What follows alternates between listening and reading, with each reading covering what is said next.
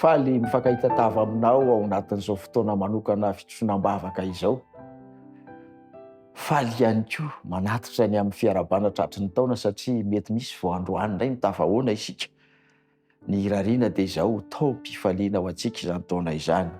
Androany dia misy vavaka manokana ho an'ireo havantsika tsy niaraka tamintsika tao anatin'ny faran'ny taona sy ny fidirana amin'ny taona vaovao, noho ny antony asa, noho ny antony fivelomana, noho ny fiainana ihany koa satria mety tena ny alavitra antsika mihitsy izy mandritra ny taona maromaro.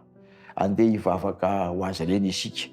Ny teny ampitaina dia ity teny ao amin'ny Salamo 119 teny amin'ny 1:10 manao hoe Andinifavalo manao hoe aoka ho ataoko eo anatrehako mandrakariva Jehova dia izy no hiaro azy angozogozo. Izay teny izay no ampitaina amintsika androany ary entintsika ihany koa ampitaina amin'ny havantsika any lavitra any. Koa andeha isika hivavaka ho azy ireny no izao taona vaovao izao. Misaotra Tompo Andriamanitro satria efa nifaly niaraka tamin'ireo havanay akaiky izahay. Nifaly niaraka taminao nandritra izay fankalazana ny faran'ny taona sy ny fidirana amin'ny taona vaovao izao. Amin'ity andro manaraka ity sy izay andro itsahanay izao dia mivavaka kosa izahay ho an'ireo havanay, lavitra anay, noho ny antony maro samihafa izay tsy ho tany sainay satria fantatrao izany. Ianao Andriamanitro nijery azy ireny amin'ny fomba manokana. Ary na dia lavitra anay ary izy ireny dia azonay sinoana antoka fa eo akaikinao satria ianao dia tsy voafetra ny toerana, ny fotoana ary koa ny faritra.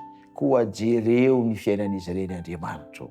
Tsy njovy izy ireny ary ilay tananao izay nanasitrana ny havanay sy fianakaviana ireny mety ao anatin'ny tsy fahasalamana amin'izao ora izao.